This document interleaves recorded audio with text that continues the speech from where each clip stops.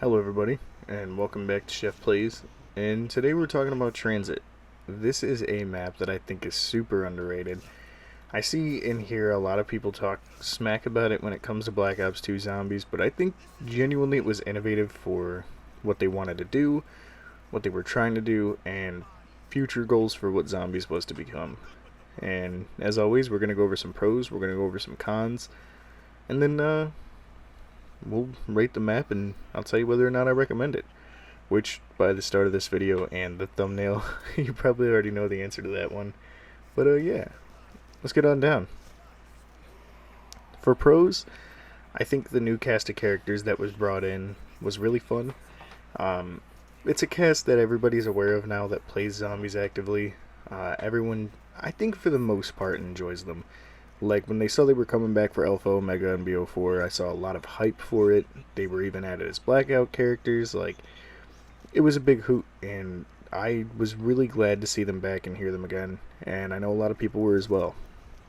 Another pro, again, it's a cool map. It's a cool setting and a cool way to get around.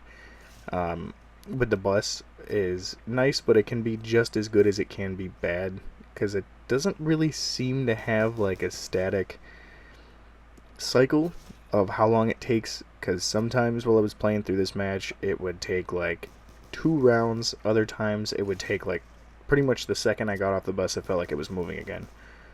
And then wall weapons and perks, I'd say for how the map is constructed, they're spread out fair enough. At each location you can usually find a perk and at least one wall weapon in some shape or another. Them having one wall weapon on the bus is really smart, that being a B23R, which you'll see me use a decent amount in this video. Yeah, and like I said, each location has at least one or the other, and so it's fairly enough spread out. Each of the locations that you do come across, except for the power station, is its own map. Where the diner you have turned, with farm you have grief and survival, and town you have grief and survival, and bus depot you have survival and transit. And it's solid. They're solid locations. It's a really cool like thing. I kind of wish that the power station had its own location, like its own little survival map. I think that would have been a cool one. It would have been small. You have to like actually move around and go up and down and through and around. It would have been a cool thing to see, but unfortunately we didn't get that. It did introduce, or Black Ops 2, I guess I'll say that in the overall video, but that, and there's a little Easter egg that I do pull off here in a second, which is when you turn on the power and you've done a full route with the bus and you get back to bus depot, I don't know if you can't have bought in the Olympia yet, or if you were able to, but you'll see it here in a second. If you do those things at least and then come back to bus depot and purchase the Olympia, you get a nice little reward, which definitely helped me out a lot. Like, I don't know what it is, but the past couple days trying to record these, I've been getting my butt whooped, so I did buy that to be safe because I was having a hard time. But you come over to the Olympia. Yeah, there we go. I thought this was a clip. And then you purchase it, and for 500, boom, a ray gun. Like, how cool is that? That's so dope. And this was before the Mark II, so it wasn't a big deal.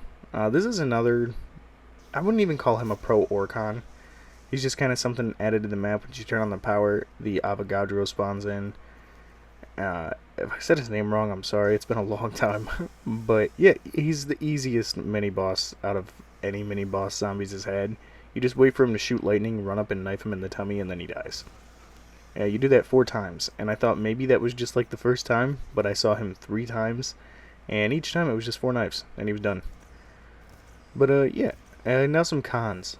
2 of them, which I know a lot of people complain about when they say this map is garbage, but I don't really think it's enough to dog on the whole map, is the fog and the little jumpy guys. I don't remember what they're called.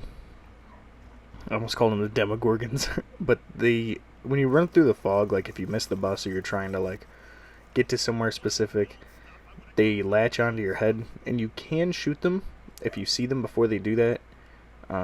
Or if you have the Bowie knife, it takes less hits to get them. But they are kind of annoying, and when you're in a higher round and there's a ton of zombies spawning around you and they're doing that, it can be trouble quick in the fog. In some locations I've noticed it's worse than others. And I know there's a way to turn it off. I think there's a way to turn it off. I'm not sure how to do it though, so that I was not able to. The Pack-a-Punch is kind of a con in this sense, because you have to leave a turbine, which I built in the beginning of the game, at the power station, hope it doesn't get broken, and then run here under the bank in town, and once you leave, the door closes again. So you have to rinse and repeat every time you want to Pack-a-Punch something, which is why I just stuck with the 2 guns.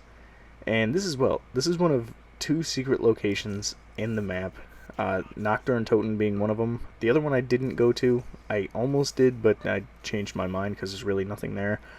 There's a cabin as well that you can find, and I just thought this would be a better way to train, and I kind of stuck out the rest of my game here.